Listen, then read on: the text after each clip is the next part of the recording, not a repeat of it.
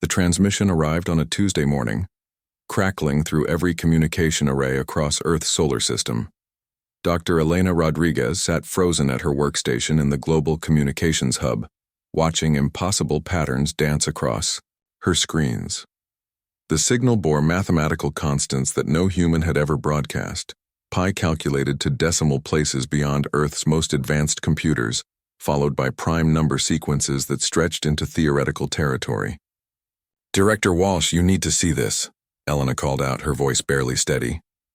Director Marcus Walsh hurried over, his coffee growing cold as he absorbed the implications.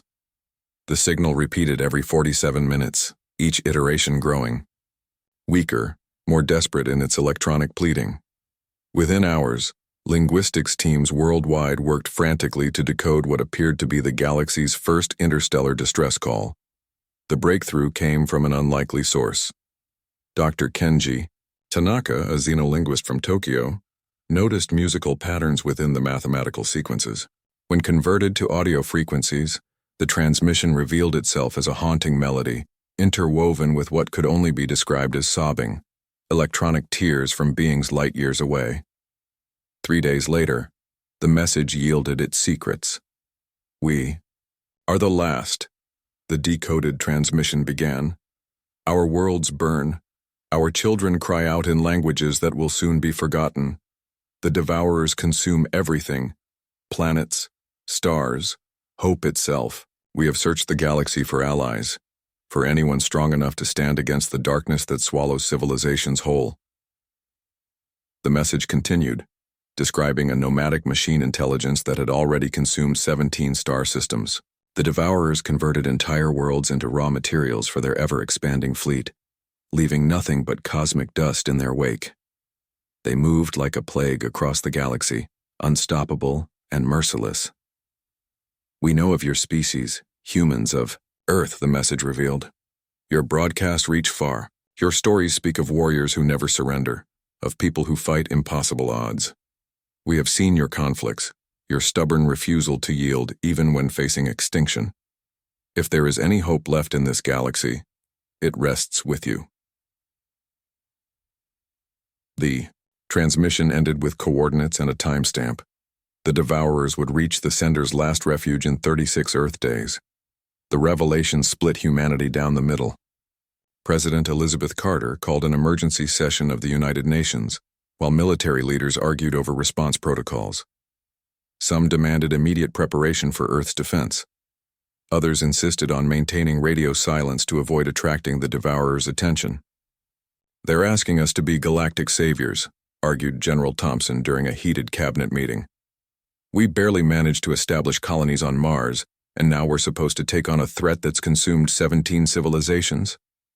But something stirred in humanity's collective consciousness, the same inexplicable drive that had pushed them from caves to stars.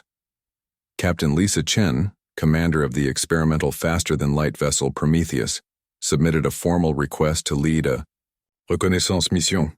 Within hours, similar requests flooded in from every major spacefaring nation. "We can't ignore this," President Carter declared during her address to the world. "Throughout history, humanity has faced impossible challenges. We've survived ice, ages, plagues, wars, and our own worst impulses. We've learned that our greatest strength lies not in our technology or our weapons, but in our refusal to abandon those who need help." The response was unprecedented.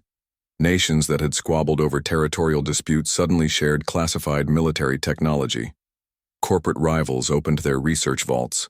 Every major university redirected their brightest minds toward the single goal of mounting an impossible rescue mission.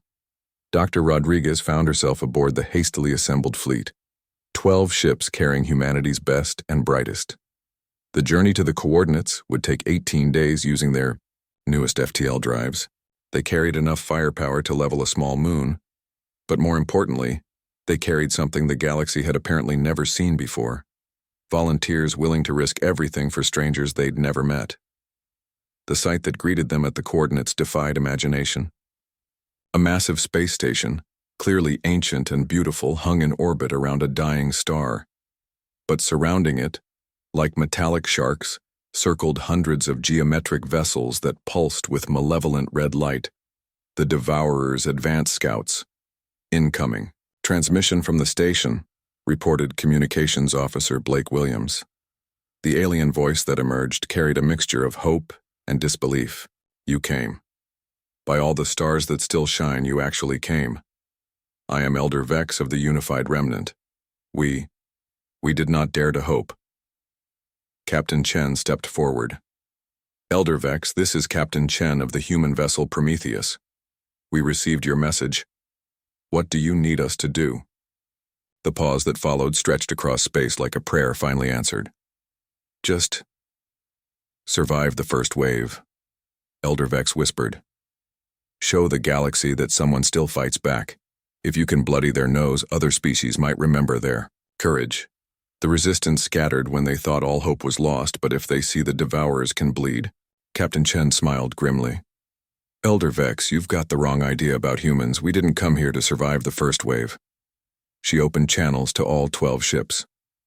All vessels, this is Prometheus Actual. Remember why we're here. These beings reached out to us in their darkest hour, and we answered. Today, we show the galaxy what humanity means. The battle that followed would be remembered in 1,000 languages across countless worlds. Against overwhelming odds, 12 human ships held the line while 3 million refugees evacuated to hidden sanctuaries. When reinforcements finally arrived, species that had fled in terror now returning with renewed hope, they found humans, still fighting, still standing, still refusing to yield. The galaxy had called for help, and humanity had answered with something more powerful than weapons or technology. They had answered with the simple, stubborn refusal to let evil win unopposed, and, in that moment, the tide of galactic history began to turn.